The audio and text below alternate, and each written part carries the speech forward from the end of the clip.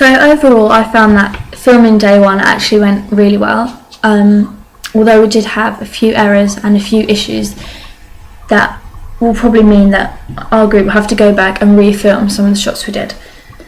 So after we'd filmed, I just made a few notes for myself of what went right and what went wrong and what the issues we had, etc.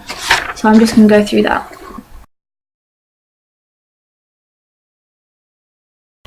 So we had a few camera issues. The camera we're using is actually for still images. It's one of the new Nikon cameras. And what we found is that as we were filming in the daylight, some of the shots it didn't focus on, some of the movement, and because we're doing a lot of pan and tracking shots, the camera found it hard to focus on the actor, and because of this it kept making a funny little noise. So as a group we've decided that we'll probably refilm this and either use a different camera or try again, and if it still does the same thing we'll probably have to get rid of the sound and put a track of music over the top. Because obviously it was trying to focus on some of the shots, some of them were blurry, so we are going to have to go back and refilm some of that. Another issue we had was a lack of actors. At the beginning shot, the first shot of where we first introduced the femme fatale is we're going to follow her feet through a corridor of the school. And what we found was that this looks really unrealistic, so we asked a few friends to walk casually down the corridor so it looks as if it's busy school time. But when we came to watch this back, as a group we decided it looked really unrealistic and it was obvious that it had been staged. So we're possibly going to have to go and film this at break or lunch when it's actually busy and when there are a lot of people are around. But then obviously if we do this, there's a chance that students might look at the camera and make obvious that it's a film, and it's going to make it look really sloppy and just not professional.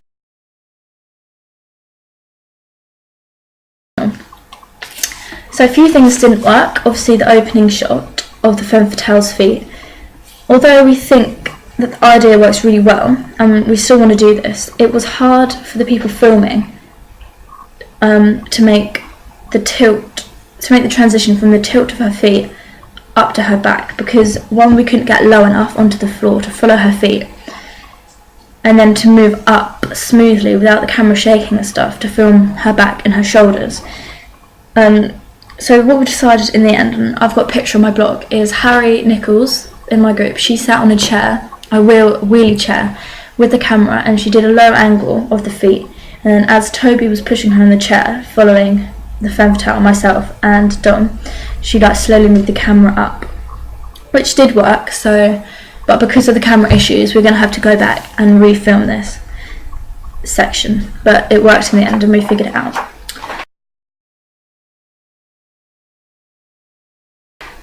Some things worked really well, and there's one clip of Jake, and our main character, and he's walking through the door to put his bag in his locker. And I actually filmed this bit, and I had the idea of actually following him through the door, so that it looked and it gave the illusion to the audience that somebody was watching him. So it kind of hints from the beginning of the film that it might be something to do with following or watching people. Also from watching Brick, I noticed that they did a lot of handheld camera shots. So this is where the cameraman will hold the camera and follow actors. And this gives a really cool, natural, effect. It makes the audience feel as if they're actually there following this person. So this is the type of thing we want to do in our film. So yeah, I thought that worked really well, and throughout our film I want to keep doing that. Another thing that worked really well is the phone shot of Jake texting the femme fatale and him receiving a text from the femme fatale. So Dom and Harry filmed this. And the first shot Dom did was an over-the-shoulder shot looking down at the phone, and then Harry thought it would be a good idea to do a high-angled shot looking down, so she stood on a table and filmed it. And this worked really well because the quality of the camera was so good. They managed to focus it on the phone but then have the background blurry, so it just looks really professional, something you see in films, and we were actually really pleased with that, so we want to try and do more close-up shots like that.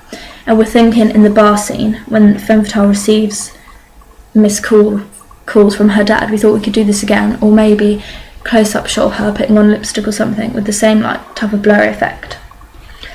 The final thing that we thought worked really well was the lighting. In the deep shots of Jake, when he's standing by the lockers, because in our school there's glass French doors, the light is shining through, and it kind of looks like it's almost like white, and Jake's standing in front of it. And we thought this could represent that Jake is innocent and stuff like that. So we thought this worked really well. So we're going to try and have more shots of Jake standing in the light like that. So yeah, overall I'm really pleased. We are going to have to go back and re-film a few things, but overall I'm really pleased with what we've got, and it's a good starting point for us.